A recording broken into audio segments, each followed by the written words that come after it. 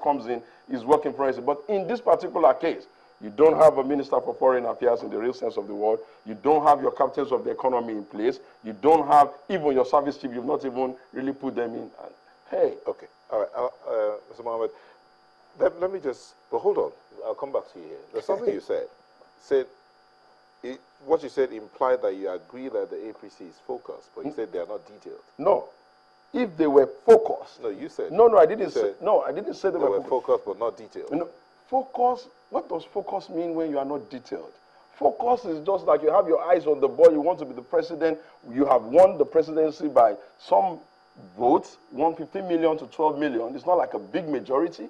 And you are looking at 68 million registered voters, people who couldn't really participate. So the mandate that the APC has, it is on the benevolence of good character that we, the PDP, considered, recognizing that it may not be a bad idea. Even though some say reluctantly? Maybe whatever you call it. The truth of the matter is that if you look at the figures, you have 68 million people that should ordinarily be eligible. You got maybe about 15 million. Our own candidate got 12 million.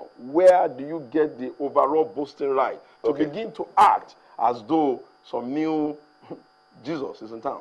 Okay. Now, I think viewers must not be confused or misled. We are here to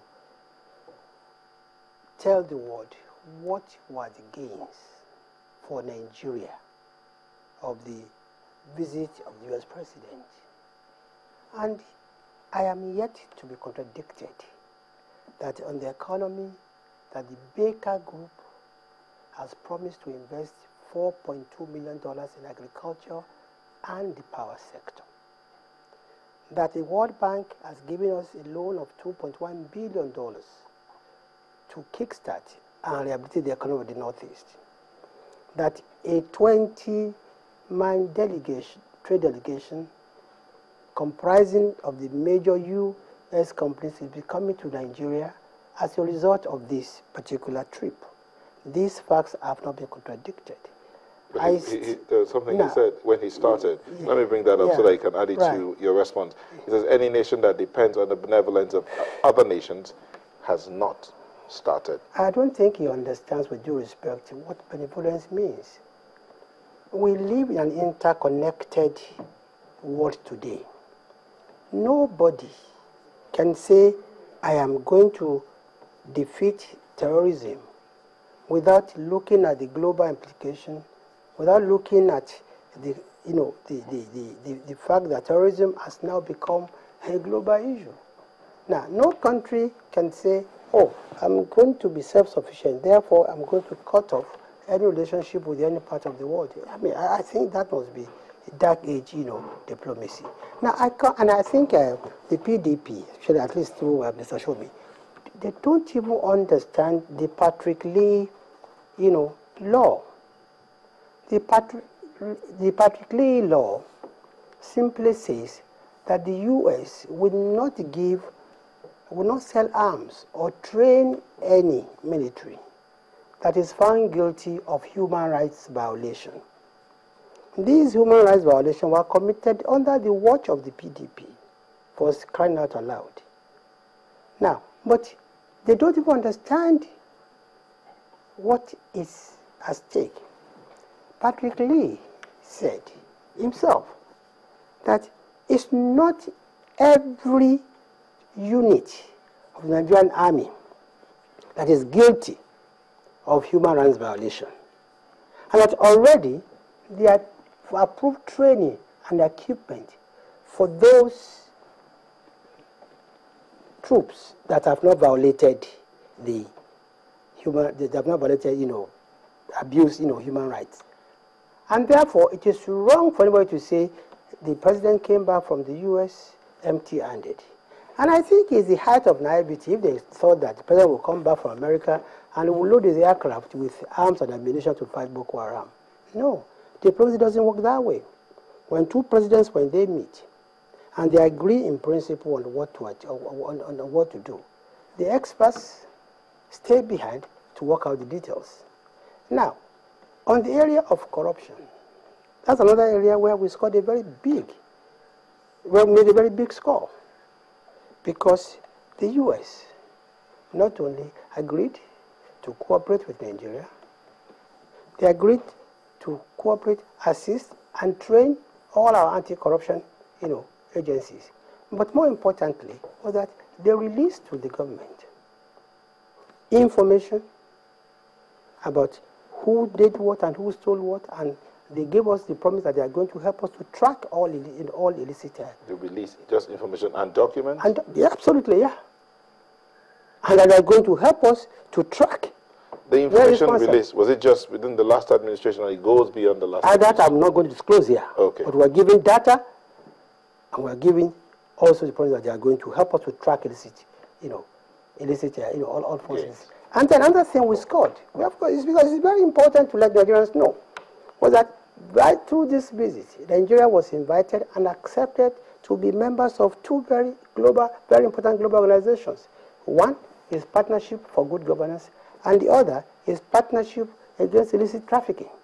So on all scores, whether tangible or intangible, whether the economy, whether corruption, whether security, whether diplomacy, this is a worthwhile trip.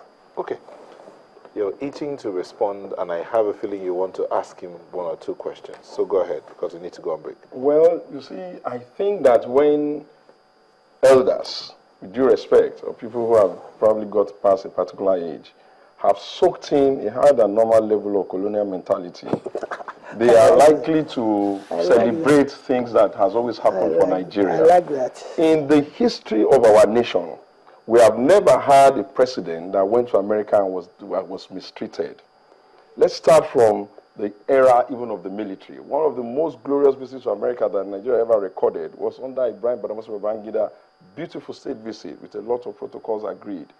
Under Obasanjo, PDP man, 8 years, he got us tangible gains, including getting us main players in the Bretton Woods organizations to come and strengthen the institution here. That's what threw up Okonjo-Iweala. That's what threw up all of those people, not just Okonjo. What about the ones that is with them, the woman that likes to bring back our girls now? What about Frankie Wicked? A lot of good materials were encouraged back. So I'm marveling at the fact that some of these rather everyday things is what they hold on to. What we expect them to do, and what we would have preferred that they did, was that we would have preferred that they relaxed a bit, they don't rush to America, settle the house, stabilize their government, fix some of the things that they said they want to fix very quickly. For instance, make sure that their government is in place, and then they go on a respectable stage. Let me ask Alhaji Mohammed, was it right that the president was in America and Obama was running down to Africa to come and meet, of course, for paramilitary interests, come and go to Kenya? And it's not the Kenya visit that excites. It's the way the president of Kenya was standing relative to the President Obama, especially when he was going to discuss the contentious issues around gay rights and all that. You saw that a man who understood the time of the day in terms of national prestige, the way he responded. What did the president do? His handlers, not the president now, they didn't handle him well. He didn't even know the name of his party. Most embarrassing. Went in there and when he wanted to read his speech, he put his eye too much on the paper, not even raising the... I'm not trying really... No. They are important. They are important. They are important because had he taken just a little bit more time to settle himself and settle his government and put in place a proper person to manage his public relations in terms of the diplomacy aspect of it, to manage even the shuttle diplomacy before he goes there, you would have seen a different quality of visit. But anyway, if that's all they've got to show us for the visit, we thank the President of the United States of America for accepting them. But we say it is not enough. Okay, well, Elijah Mohammed, we'll take a quick break and we'll come back to continue this conversation. Yes. But let's see if we can take these tweets here. Fatile Okpe-Williams says, one question for the PDP. What level of accomplishments would you have expected from President Muhammadu Buhari after only 2 months in his tenure? Okay. This person says, Babatunde Samuel says, the president's trip is okay. At least we now have the assurance of getting sophisticated weapons to fight Boko Haram. Itoti Damisa says, Mr. President went to the years with no clear-cut government policies and cabinet members. The trip was utterly fruitless. Femi Bello says, why can't the PDP for once accept the fact that President Buhari is still